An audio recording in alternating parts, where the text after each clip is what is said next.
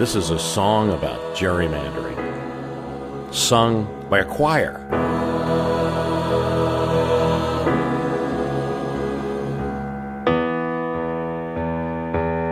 You got elected legal thievery, manipulating district boundaries.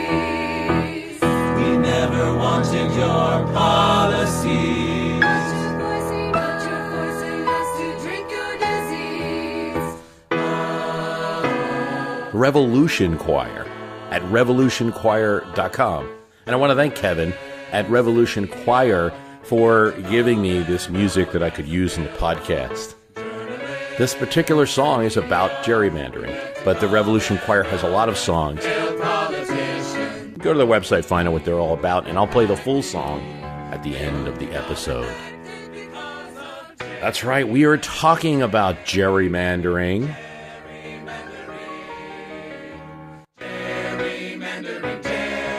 Because the issue is now at the Supreme Court in the case of Gill v. Whitford, involving state legislative districts in Wisconsin that were carved out for maximum party advantage. Seems right, then, to replay our Gerry and His Mander podcast that we did back in 2013. So you're going to learn about Elbridge Gerry. You know, he doesn't really deserve to be linked to this practice, but we'll talk about that. History hasn't changed, but the issue has gone further in the court system, so I want to address that. In Cooper v. Harris, the court invalidated districts and sent back to the North Carolina legislature that were based on race. North Carolina was justifying it as a result of the Voting Rights Act. We have to create minority districts to give representation to our citizens under the Voting Rights Act. Supreme Court said, not the case. Also establishing a precedent that they could get involved in these type of cases. That one was odd because Clarence Thomas sided with the court's liberals.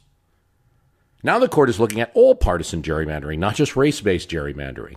It's a big issue because there's a lot of bipartisan on it. I mean, nobody likes these snake-like districts. They just seem to be the representation, visually, graphically, of political ambition.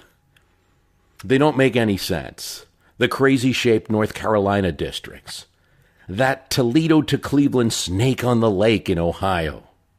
The Maryland 3, which is an outlier because most of the complaints about gerrymandering, at least now, not in history as we're going to talk about, but now, are a GOP gerrymandering. But Maryland 3 is a Democratic gerrymander that looks like paint spilled on a canvas. And you'd have to go by boat to get from one end to the other without touching another district. Pennsylvania's 7th, it is joked, looks like Goofy kicking Donald Duck.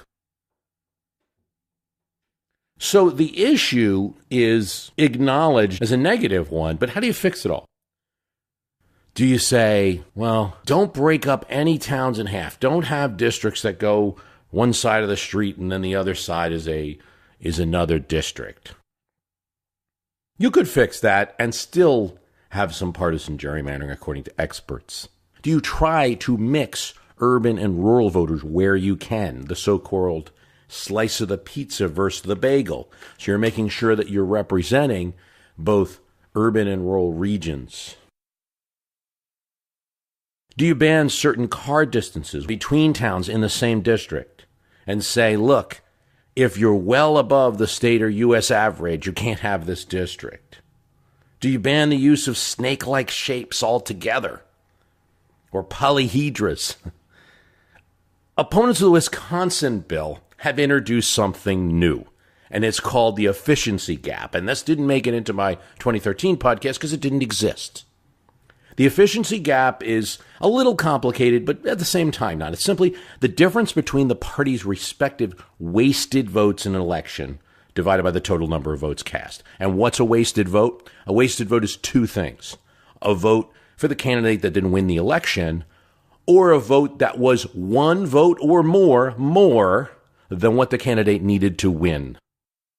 When a party gerrymanders a state, it tries to maximize those wasted votes. So you can, by calculating the efficiency gap, the ratio, you can detect how much partisan gerrymandering there is.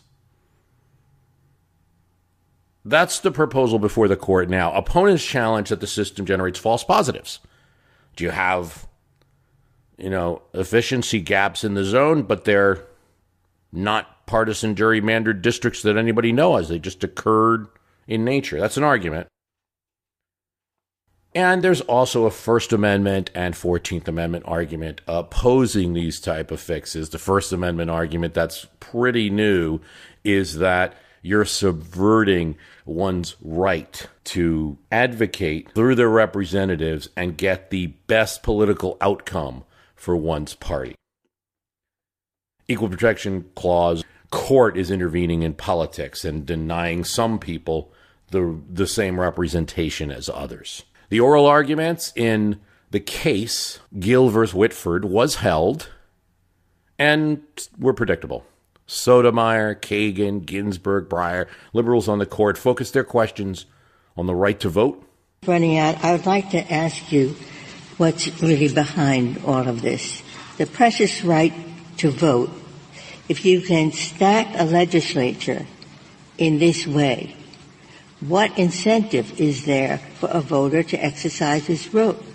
Whether it's a Democratic district or a Republican district, the result, using this map, the result is preordained in most of the districts. Isn't that, what becomes of the precious right to vote when we have that result? Protecting the meaningfulness of a person's right to vote. Samuel Alito and Neil Gorsuch complained about the usefulness of this standard that they were applying. Alito says, is this the time for us to jump into this? It's an untested kind of standard. Neil Gorsuch said that the standard would be like the dry rub he puts on steak. Everybody's is a little different. We know from that Neil Gorsuch puts turmeric on his steak, apparently. Chief Justice Roberts said average people would think the court was siding with one party or the other. I would think if the claim is allowed to proceed, there will naturally be a lot of these claims raised around the country. Politics is a very important driving force, and those claims will be raised. And every one of them will come here for a decision on the merits. These cases are not within our discretionary jurisdiction. They're the mandatory jurisdiction. We will have to decide in every case whether the Democrats win or the Republicans win. So it's going to be a problem here across the board. And if you're the intelligent man on the street and the court issues a decision and let's say, the Democrats win, and that person will say, well, why did the Democrats win? And the answer is going to be because EG was greater than 7%, where EG is the sigma of Party X wasted votes minus the sigma of Party Y wasted votes over the sigma of Party X votes plus Party Y votes. And the intelligent man on the street is going to say that's a bunch of baloney. There would be many cases coming to the court. It would reduce the prestige of the court. So we really know where a lot of people stand on this. It's down to Anthony Kennedy. And his questions circled all around. And, they made a big deal of the fact that he didn't ask any questions of one of the plaintiff's lawyers, Smith, so that maybe he's siding that way. I'd be really hesitant to make predictions like that. It's probably going to come down to a matter of how spooked Kennedy is by the volume of cases that might come to the court. And Roberts did his best to kind of drive that point home. And in any case, Kennedy's one of those people that even if he does write the decision, he might come up with his own medium standard. He's not a textualist. He's looking at impact of the law as a major factor. I like the efficiency gap as a testing tool for this. I do wonder if the Supreme Court of the United States is ready to institute it. But don't be surprised if Anthony Kennedy comes up with something on his own, or if the decision goes against the plaintiffs, but the Kennedy concurrence gives a few breadcrumbs that helps the gerrymandering problem. What we do know about the problem is that it's not new. And so I give you, from 2013, Gerry and His Mander. Some of the founders of the United States have lent their names to great inventions, doctrines, accomplishments, even the capital of the United States of America. For Elbridge Gerry, his name is today associated with a political trick, the act of drawing representative district lines in a way that ensures your opponents will get less seats and you more. Not only has he lost his political dignity in history, But Gerry lost the hard G in his name, and gerrymandering is now an international term for a crime against democracy. Yet it is certainly fair to say that although he signed that bill in Massachusetts for redistricting, Gerry did not create this maneuver, and so much of it has occurred since Gerry's time that you really can't lay all the blame with him. Gerry deserves more than that. Harvard-educated merchant, he was a patriot and a signer of the Declaration of Independence, governor of Massachusetts, the 5th Vice President of the United States. Having met him in Continental Congress, John Adams, often a critic of people, was impressed. "I found a faithful friend, an ardent, persevering lover of his country," he said about Gerry. Soft-spoken, even stuttering at times, he nonetheless impressed some with his logical arguments. Charles Thompson, the Secretary of the Continental Congress, said, "He cannot boast of the thunder of his voice, but when he speaks, he's assured of a superiority over his opponents." Gerry participated along with Adams on some of the important committees, especially the appropriation of arms for the Revolution. But as the Revolution drew to a close, he went back to his home state of Massachusetts. And there, Gerry's battle was with another signer of the Declaration. He felt that John Hancock, governor of Massachusetts, was acquiring too much power in the new state due to his fame as a revolutionary, his influence, and his wealth. His practice of trading patronage jobs, particularly justices of the peace, was, according to Gerry, comparable to the actions of the royal governors they had fought against. Yet no one, it seemed, could stop Hancock, though Gerry organized and tried. He only succeeded in diminishing his own political career. Indeed, after the Revolution, Abigail Adams would write to him saying, "I was looking for your names on the list of state offices and could not find it. I was so surprised." Though he did represent Massachusetts in the new Confederation Congress in New York City. Gerry was a delegate to the Constitutional Convention. He participated in the debates fully, but in the end he did not sign the Constitution. It was, he said, very painful for him. The Constitution provided too little security for the liberty of the people, he said. He hinted there were not enough representatives in the House. The Congress had powers that were ambiguous, and the president was too powerful, and his powers were blended with that of the people. The Senate could treat with other nations with just 2/3 of a quorum, binding treaties, and there was no Bill of Rights. The irony is that Gerry, although he was arguing for more representation for the people, would become associated in history with representation's worst maneuver. Gerry was no man of street politics. He was a wealthy person. He was owner of federal securities. He was a shareholder in the Ohio Company, owner of lots of lands on the Muskegon River. Some issues he argued for a large federal government, particularly a government that could protect the value of securities, which he owned. Argued for the creation of a navy to protect merchant shipping trade. But yet, he was a Democrat, supporter of Jefferson, a supporter of the rights of the people to have elections. He worried about the influence of groups like Washington's Friends, the Society of Cincinnati. Would they create a cabal that would effectively run the country? He was a supporter of the party of Jefferson, but he was not a partisan. He was still good friends with John Adams, and when President John Adams needed a representative to go to France who would be open to peace, not the ultra-federalist that Hamilton had given to Adams' administration, who wanted war with France, somebody who would be open if there was a peace offering to be had, he sent Gerry. Thus, in 1800, running for governor of Massachusetts, Gerry called himself a federal Republican. Gerry was advertised as the inflexible patriot of 75, the friend of Adams, opposed to a standing army, appealing to all people, even in league with Hancock, forgetting his opposition to the late Hancock. He lost the 1800 election, but if at first you don't succeed, try again. He won in 1810. An engraving is a series of cuts made into a copper plate with a very sharp knife, usually aided by a good eye, perhaps helped by a good, strong lens. Engravers would develop pictures that would pop off the page and help newspapers sell more copies. Engravers were practiced professionals and careful about their secrets. One of them was Elkanah Tisdale, known for his ability to cross-etch and to make images in a three-dimensional way.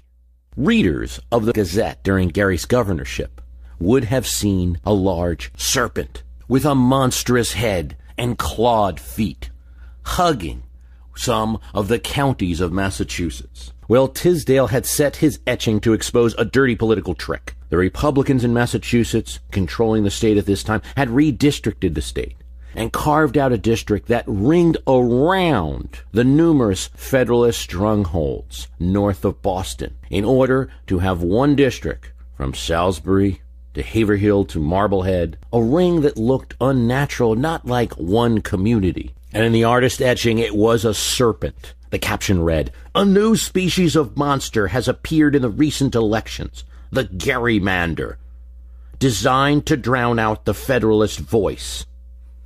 Indeed, all of the Federalist counties had been grouped into one district, and the gerrymander wrapped around it, linking together all of the towns of Republican thinking. In the Independent Chronicle, a Democratic newspaper, the Democrats said, "The Federalists have drawn a picture of themselves in the Gazette without intending it.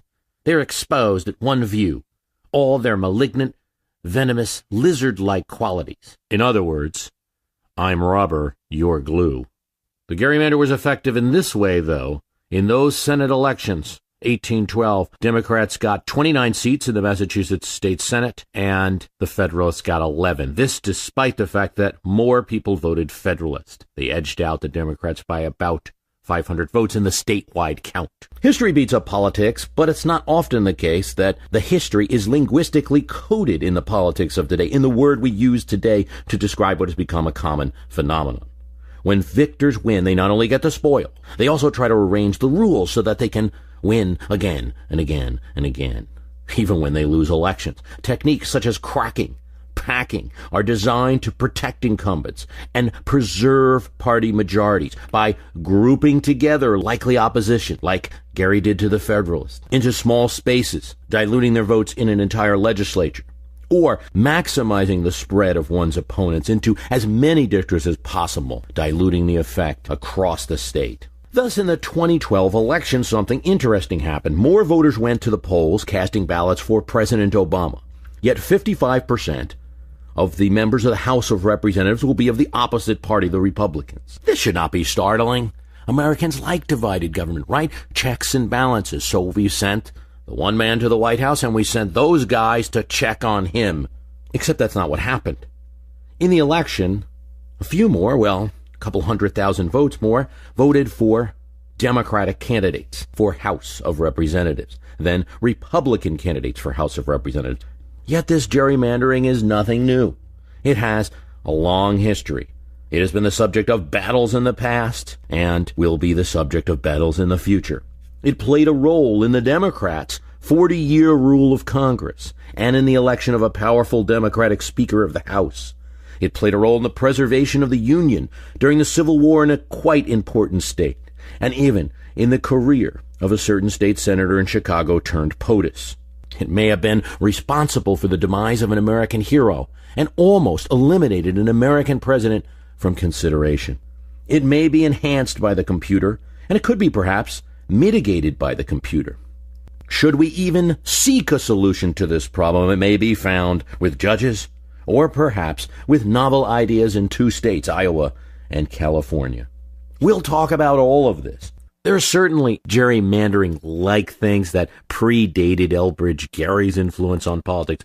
History book of North Carolina from 1774 talks about the county of Jones having 2,000 residents with the same representation as Orange with 25,000. In Pennsylvania's colonial government, they had a system where there would be 4 representatives in the assembly from each county, 2 from the city of Philadelphia. But then to increase the influence of the city on politics, Bucks and Chester counties were separated from the city. They'd been part of the city before and added the seats to the legislature to make sure the city area had the influence. Then the assembly just gave 4 more seats to Philadelphia, so it always maintained that influence. It was common for royal governors in colonial times to simply add seats to the colonial legislature so he or she could have more allies. This was done in New York. Was it better after the United States was created? Not really. After the 1776 State Convention in Virginia, that state was divided into 24 senatorial districts. No county in Virginia was divided. Districts consisted of from 1 to 3 counties. Now, so you can arrange whether the district has 1 county, 2 counties, 3 counties, in order to arrange the representation in the best manner for your party. Tidewater districts, the eastern part of Virginia, the plantation area, the slave-owning districts, had about 19,000 men, and they had 12 senators, half the Senate. The whole rest of the state had 30,000 men, much larger area, and just 12 senators, half the Senate.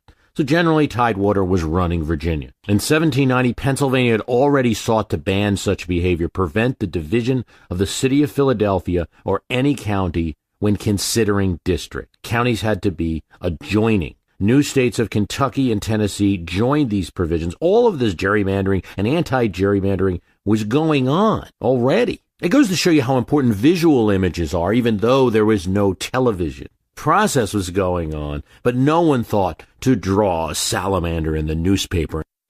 Now we'll discuss someone who is accused of gerrymandering, but may not have done so, Patrick Henry. It was said that as the congressional elections of 1788 began, Henry targeted James Madison, adding anti-Federalist voters to his district in order to defeat him. It is true that Patrick Henry had great sway in the Virginia legislature. It is true that some counties that were anti-Federalist were added into James Madison's 5th district in 1788 during this process. But I've also seen refutations of this in political science journals and books. The 5th district in Virginia was no Gerry-like monster. Madison's 5th district was a collection of Piedmont towns, counties that would have fit together nicely, all bordering the Blue Ridge Mountains.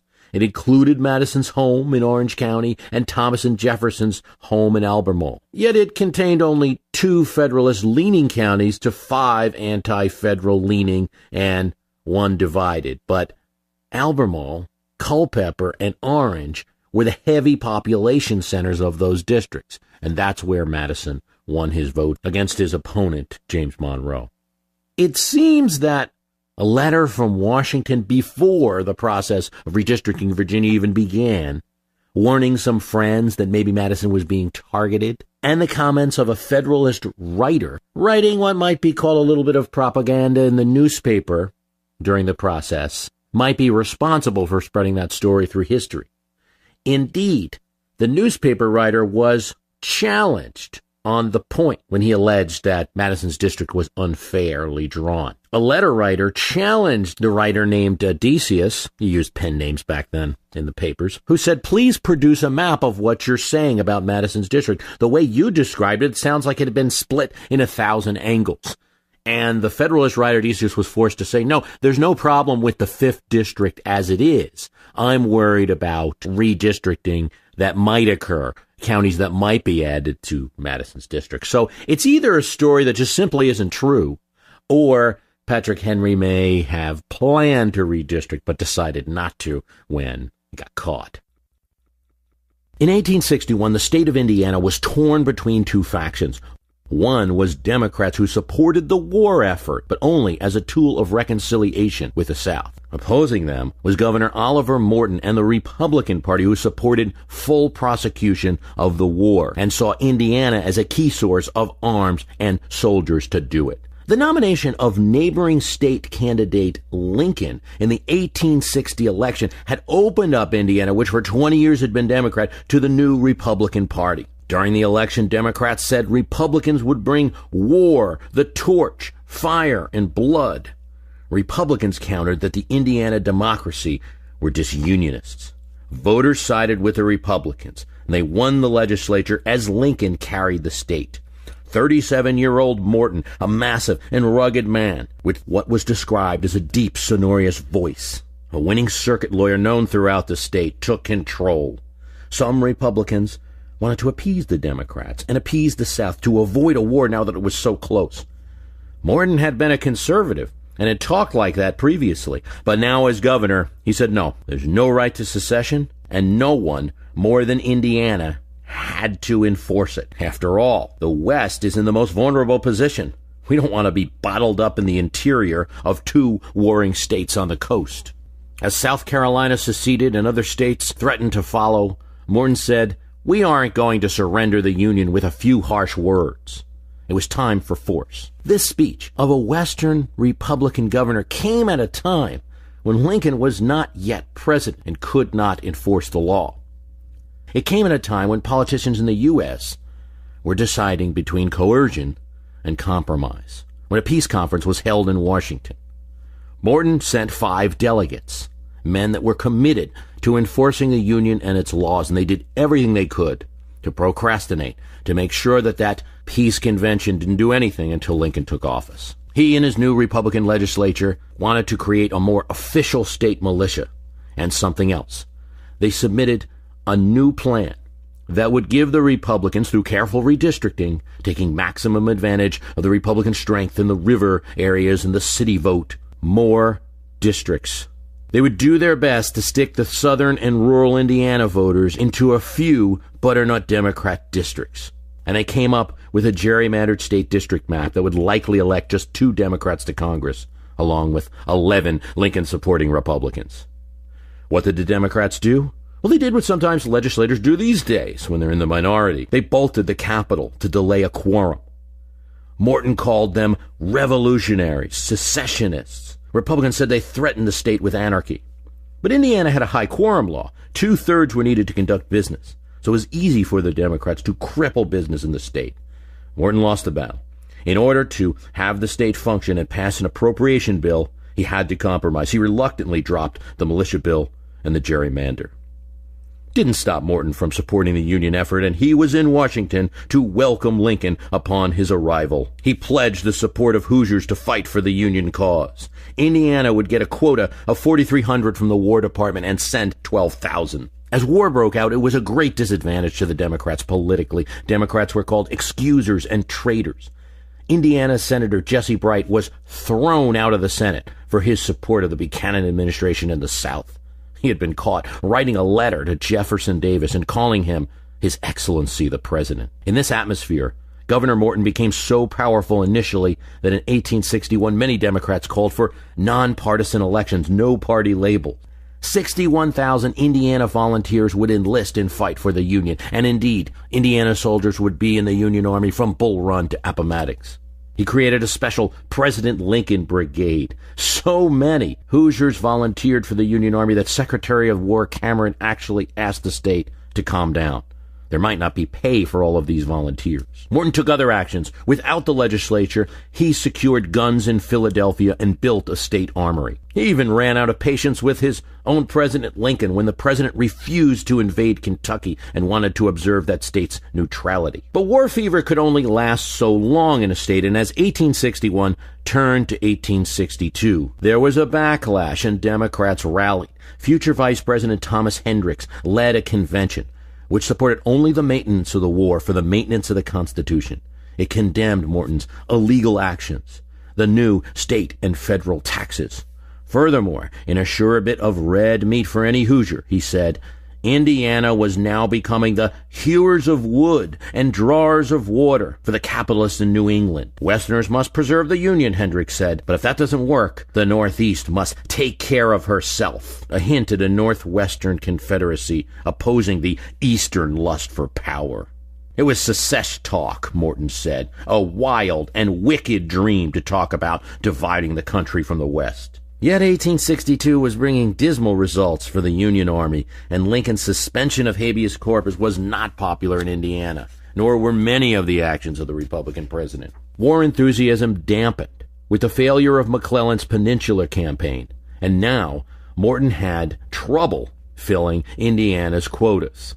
Even some Indiana Republicans were promising not to support any anti-slavery measures. Lincoln's first Emancipation Proclamation, issued before the midterms of '62, was not popular in Indiana, and a Confederate invasion of Kentucky scared the residents of the state. In October 1862, Democrats won the state elections by 9,000 votes. So badly was he beaten that the Democratic papers called it a repudiation and asked Morton to resign. Morton, in turn, put the state government on high alert to expect revolution at any time. Morton fumed that treason had won in the elections, and he looked for scapegoats. The Army of Ohio had failed to protect the West. the Army needed now to open up the Mississippi, to restore Indiana's economy, its trading, which was based on the river. He wrote to the president, encouraging a force which would eventually lead to the siege of Vicksburg. Democrats got busy when they took over the legislature. They wanted to do the same thing that was done to them. Gerrymander the districts, this time to favor Democrats. On February 25, 1863, it was minority Republicans who bolted the legislature. They met as a group on the Kentucky border, waiting for word of the governor of what to do, ready to bolt the state. Democrats, forgetting that they had done the same before, called the action partisan, shabby, dereliction of duty. Governor Morton, forgetting that he had branded Democrats not too long ago as revolutionaries for bolting the state, said his party was only taking actions to restore the state from ruin. The result of all these Civil War back-and-forth gerrymandering attempts was a draw, and just as Republicans had done before, Democrats were forced to compromise to pass an appropriation bill. The Congress during the Civil War had seen an increased number of congressmen opposed to the conduct of the war, particularly from Maryland, Ohio, Kentucky. Sending more from Indiana might have crippled the war effort. Now, it may not have saved the Union, but the actions of Morton and the Republicans in preventing a gerrymander did save Lincoln some headaches. Indeed, gerrymandering is serious business with serious political consequences. It has claimed at least 2 famous victims. In one case, may have cost a man his life. In a way. On the House floor, Whigs generally associated with northern cities were quite pleased to see a man from the western frontier agreeing with them and against Andrew Jackson, the western president of Tennessee, on the forceful removal of Indians from their lands. This was Davy Crockett, not the Disney movie character, not the folktale hero, but the politician, a congressman from western Tennessee, who, because of disputes over federal spending on roads and canals for his beloved hometown area, Gibson County, and because of his opposition to removing Indians from their land, differed with the White House and spoke loudly about it. Though Crockett always maintained his independence, he was not a Whig. Look at my arms and you will find no party handcuffs on them. Look at my neck and you will find no collar, he said. He had become the darling of Whigs in New York and New England, who were elated that they had a man to speak for them. Democrats didn't care about his professed independence. Punishment was swift. As far as the Jacksonians were concerned, coonskin cap be damned. Crockett was a Whig. They controlled the Tennessee state legislature and thus were in charge of redistricting the state's congressional seats. For the 1833 election, Davy Crockett was gerrymandered. Crockett represented the area around what is now the city of Memphis and thereabouts, his home county of Gibson, and he was popular there. They took away Shelby County, where his supporters were, and gave him Madison County, which was full of supporters of Jackson. The new district, Crockett complained, was not a single community. The most unreasonably laid off of any in the state, perhaps in the nation, or perhaps in the teetotal of creation. He won the first election by a few hundred votes, but could not survive in the new district in the 1835 elections, where he was defeated, and the next year took his rifle and went to the Alamo. Had he a seat in Congress, he might have been in Washington at the time instead. Who killed Crockett? Santa Anna or gerrymandering? Another famous gerrymandering was the 1890 Ohio redistricting that defeated William McKinley. The state legislature was controlled by Democrats, and McKinley was a hated national figure in that party. McKinley was a Republican, and he had, as the chairman of the Ways and Means Committee, promoted a protectionist tariff. Became a major issue in the national campaign. Democrats redrew McKinley's district so that he retained only one Republican county, his home county, from his old district, and the rest Democrat. He lost the election. The people of Ohio, however, resented McKinley's ouster in this way and promptly elected him as governor. His victory in the governor's race led to McKinley's nomination and election as president in 1896. Sometimes there's a backlash. Still, knowing that there's a history to this practice cannot be of any comfort to a voter who realizes that his or her community has been packed, that is, put into a district of like minds for maximum diluting in a legislature, Gerry's alleged crime, or cracked, split up to dilute the effect of voters in any one district, as during the 1960s, the voters of Birmingham, Alabama had been. And the history can't be of any solace to an incumbent who has been kidnapped. Athens, Georgia is a town of over 100,000 situated in and near the University of Georgia. Its music scene grew in the early 1970s and later during the 1980s, with bands such as REM and the B-52s scoring hits. Other bands, Widespread Panic, the Indigo Girls, Matthew Sweet, Love Tractor got their start in what is called the Liverpool of the South. But in Georgia politics, it's not the music that Athens is known for. It's its odd island of Democratic votes in the middle of the woods, in an otherwise very Republican area. It could at times help elect a Democrat, as it did when a former Athens councilman, John Barrow, won a seat to U.S. Congress when he defeated a Republican incumbent in 2004, with help of those music-loving Athens voters casting ballots before the next show at the 40-Watt Club. As one of the few white Democrats in the South, Barrow, of course, became a target. First, he was kidnapped. This means that they took his hometown and put it into another district. That's no problem. He simply moved. He moved to Savannah, which was still in his district, ran for re-election, and won. Then Republicans in the Georgia legislature dissected cities, split up Savannah, split up Athens, to dilute the Democratic vote into more districts where it may not affect anyone. Athens itself was divided into 2 districts, neither of which Barrow represented anymore. To dodge the kidnapping a second time, Barrow had to move from Savannah now to Augusta. Barrow styles himself a blue dog. He's not a loyal follower of President Obama in lockstep. He voted for the stimulus bill, against health care reform. He's pro-choice, but one of those Democrats who requested amending the health care reform bill so that it did not cover abortion except in the case of rape, incest, or life of the mother. I have a brand that is substantially different from the 2 warring tribes up here in Washington, Barrow said. In 2012, at least, Barrow was able to avoid the kidnapping attempt and still win. Kidnapping incumbents or adding unfavorable voters is a common tactic, of course, but one of the most common is packing, designed to proportionately segment voters of certain areas into one district. This was Gary's party crime. Even President Obama in his Illinois State Senate district benefited from gerrymandering, not so much to win the election. He had already won his seat, was reelected, but he was able to pick up new voters and those from the so-called Gold Coast of Chicago, voters that could help him in a future senatorial campaign with money and also helped in his run for president. One of the most obnoxious examples for years had been California's 23rd Congressional District. One thin little snake of a district that goes all the way up a narrow strip of coast through central California. It was eliminated recently in the 2010 redistricting. There's a reason for some of these tricks. It used to be that you could preserve seats for your party or for certain incumbents simply by malapportioning voters. At one point in the California legislature, a tiny district in rural California had 1 state senator, though it had a population of 14,000. And the city of Los Angeles had a state senator as well, meaning that the LA State Senate districts had 422 times the population of that small rural district. Yet they both just got 1 state senator. Nevada, Ohio were among the states with such crazy differences between seats. But one of the great beneficiaries of such malapportion was House Speaker Sam Rayburn. He represented about 200,000 voters. The congressman next door, Representative Bruce Elder, had to represent 900,000.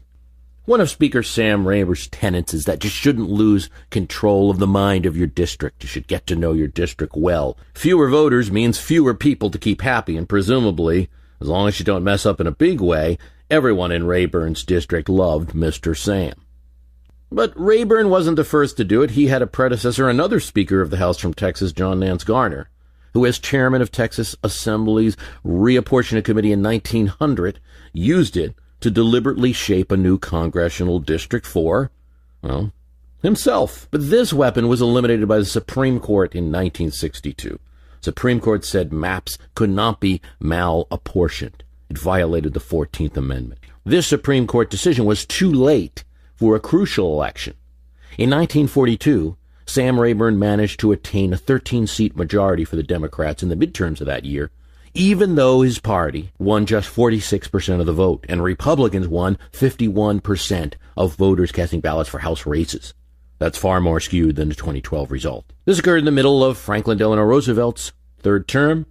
There was concern about the conduct of World War II, the Pacific Campaign, how it was going. There was concern about American involvement in the war, especially among Italian and German ethnic communities. Voters were becoming tired with Roosevelt. This was into his third term. Roosevelt's Democratic Party lost 45 seats and retained that slender majority. It would have been interesting politics to have a Republican House in the middle of World War II. That's what voters wanted. 14 million for the losing GOP to 12.9 million for Roosevelt's winning party. Nor is it the only election. In 1996, Gingrich Republicans lost the popular vote, but held on to the House. One of the arguments used by Rayburn's Democrats and used by Republicans today and in 1996 is that, well, many of these seats were uncontested, so of course there were no popular votes. If it was about the popular vote to select the House of Representatives, there would be different strategies, and the vote totals would be different as a result of those strategies. Right now, it seems the strategy is to gerrymander. You can't malapportion anymore, but with sophisticated computer software and cartographic programs, you can create excellent maps for keeping incumbents protected or keeping your party in power. North Carolina, Illinois, and Texas have all dreamed up district lines that have gone well beyond what many people believed could be pulled off. And although the result this year was skewed towards Republicans, there are Democratic states, Illinois, Massachusetts, Maryland. In Massachusetts and Maryland, for instance, all the districts combined to allow the election of one Republican out of 17 districts in those two states. Many eyes, though, are focused on what Republicans had done in 2010 in Pennsylvania. The state was carried by President Obama. Yet in redistricting, 12 districts out of 18 districts in Pennsylvania were created to be more Republican than the country as a whole. Voters cast 2.7 million votes for Democratic House candidates and 2.64 million votes for Republican House candidates, which would at least imply an equal split between the two parties or slight Democratic advantage in the state. But Pennsylvania elected 13 Republican House members and 5 Democrats. Packing and cracking was used in southeast Pennsylvania. The Democratic vote herded into a few city districts. Berks County got split to 4 different districts, Montgomery County in 5. In western Pennsylvania, Pittsburgh was ringed in a way to get maximum Republican votes. Mike Doyle's Pittsburgh district contains the maximum Democratic vote. Good for him. But the districts surrounding are Republican. One Republican district, the 18th, forms 2 wings around the city joined by a tiny piece in the middle. It is drawn in such a way that in some locations, neighborhoods and even streets are split between the 18th. So when you see your neighbor across the street, he or she may be in the 12th or the 14th, depending on what side of the district you're in. This political might make right. Pennsylvania voters selected a Republican legislature 2 years before. Reapportionment is given to the legislature. That's their task. The people have spoken. Vox populi. Another argument is, though Democrats won in the popular vote, the vast majority of counties in a state like Pennsylvania vote Republican. And the other side, of course, is that House districts must represent people and not counties. When it comes to redistricting, there isn't much that the party that's in minority in a state legislature can do, as Texas Democrats must have felt that they were huddled in a Holiday Inn in Ardmore, Oklahoma, not unlike those Indiana Republicans of the Civil War era. In May 2003, more than 50 Texas state Democrats decamped from the state capitol in Austin and boarded several chartered buses. Then there was a larger hiatus to Albuquerque, New Mexico for 6 weeks. Didn't work. The state went from a 17 to 15 Democratic edge to a 21-11 Republican advantage in their House delegation. Well, Democrats in Texas that year must have felt like Republicans in 1980s California, reeling from the loss of 34 House seats and control of the White House and Senate. The late Representative Phil Burton, who is in the district now held by Minority Leader Nancy Pelosi, drew a gerrymander that turned a 1-seat Democratic deficit in California into a 9-seat majority, providing a crucial boost to Tip O'Neill and his remaining control of Congress heading into the 1982 midterms. The Speaker in California is the closest thing you will ever know in the world to the Ayatollah. That was said by California Assembly Speaker Willie Brown at the time. In order to make the gerrymander plan work, Willie Brown had to power it through the Assembly, getting the measure approved at 1:20 a.m. on the final day of the spring legislative session, and then Governor Jerry Brown signed it into law shortly before he left office in January 1983. Burton's cartographers turned a 43-seat congressional delegation that had split evenly, 22-21, one seat in favor of the Democrats, into a 45-seat block that redivided 27-18 in his party's favor. This, even though Republicans received more than 50% of the vote in the 1984 congressional elections in California and Ronald Reagan won the state. As we've discussed, there's many examples that have outraged both sides at different times. But what can be done? I think to block all partisan redistricting, there may be little that can be done. But to block the most partisan gerrymandering, odd-looking districts, and complete reversal of popular will in the state, there have been a few attempts. The courts at first refused to rule on gerrymandering in 1946, with Justice Felix Frankfurter saying that the court should not enter the political thicket. That decision held for some time, but when Charles W. Baker and other Tennessee citizens alleged the 1901 law designed to apportion the state's seats for the General Assembly was virtually ignored, when Baker's suit detailed how Tennessee's reapportionment efforts ignored changes in the state, ignored population centers, Justice Brennan concluded that in that case, actually, the 14th Amendment, equal protection, had been violated and merited judicial evaluation. That case was Baker v. Carr. Reynolds v. Sims, where voters from Birmingham had alleged that apportionment of the Alabama legislature discriminated against them. The Alabama Constitution provided that there be at least one representative per county and as many senatorial districts. Ratio variances could be as great as 14-1 from one senatorial district to another.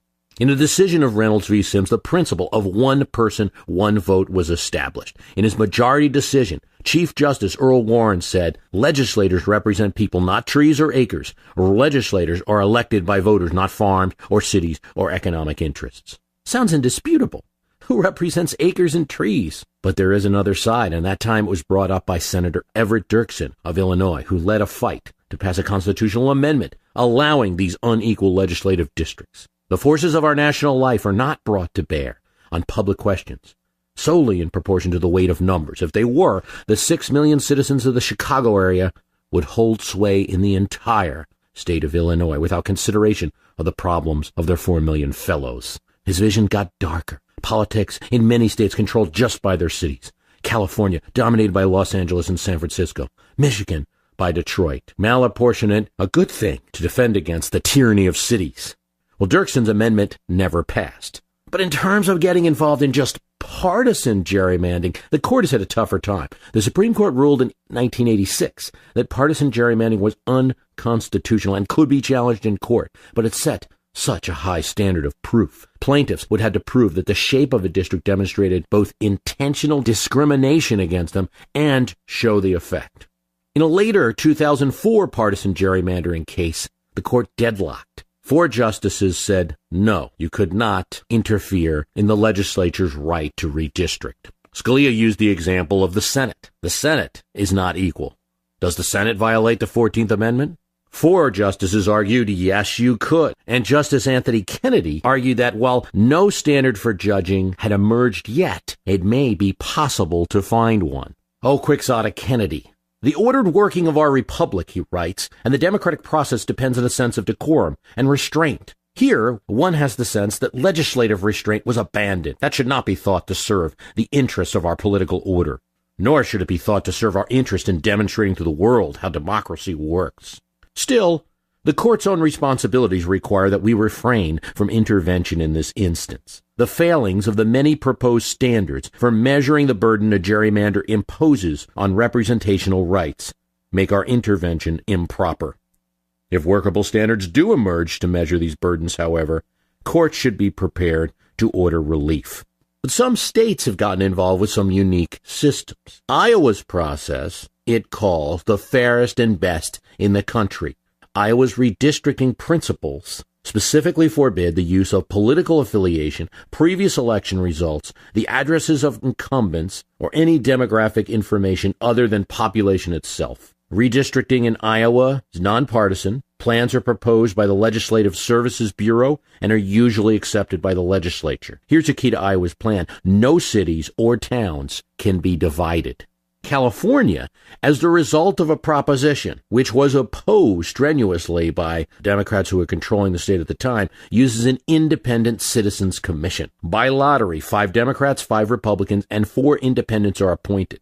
They listen to testimony from community groups only, no politicians, and they make a redistricting plan that at least 3 members from each of those blocks, so 3 of the Republicans, 3 of the Democrats, 3 of the independents, must approve. In the 2010 redistricting, the California Citizens Commission issued a map that eliminated some of the atrocious gerrymandering that had occurred, but it still was a map that would lead to more Democratic districts in the state, though that does reflect the state's voting record recently. Lois Capps and David Dreyer were among the incumbents who were victims of this new plan. I tend to agree with Justice Kennedy.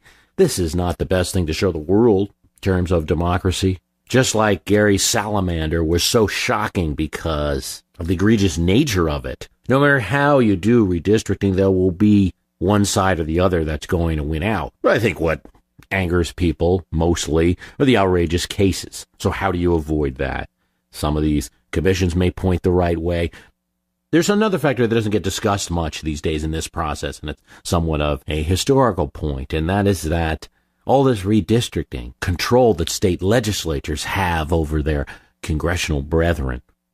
There's also a manifestation of one of the last few ways that a state still influences the federal government. And that is one of the checks and balances that goes all the way back to the founding of the nation. One reason for the hesitance of the judges in interfering with the process. It's also, in my view, a call for voters to start being more concerned with your state legislative elections. If you just go out to vote every 4 years and then wonder why your president is not getting the Congress that you want, you may have to be more aware of who your state legislator is, vote accordingly.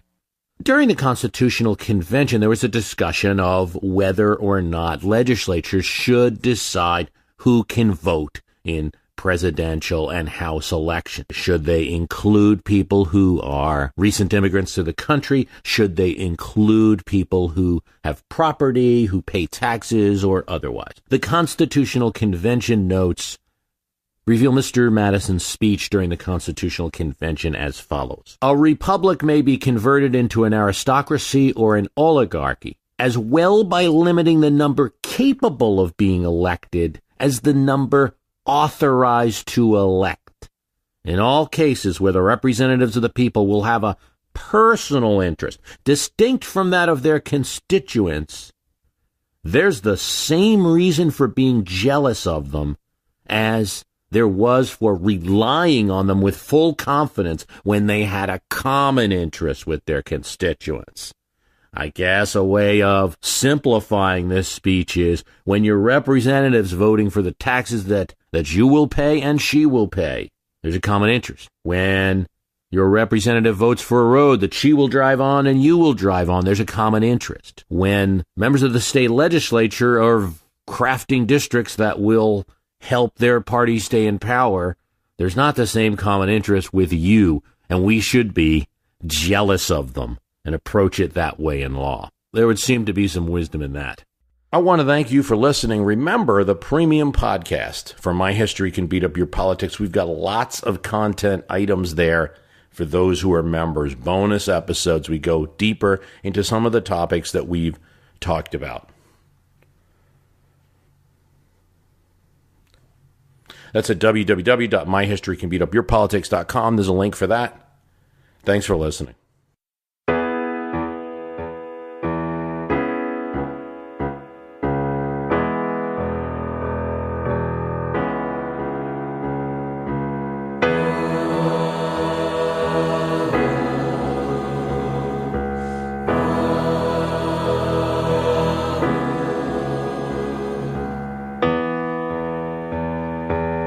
You got elected legal thievery.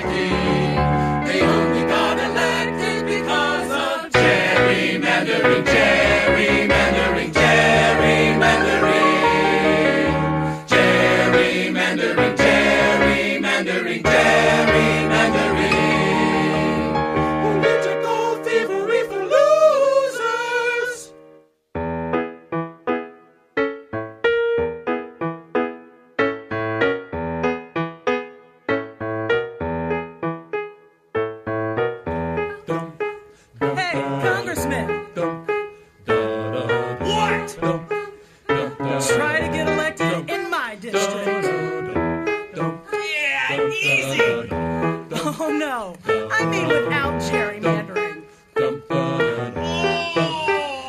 Yeah, I didn't think so.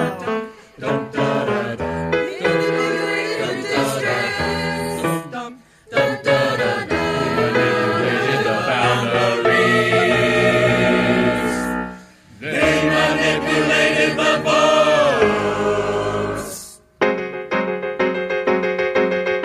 I'm not allowing the voters to choose them, but instead they chose the voters. Let us read that.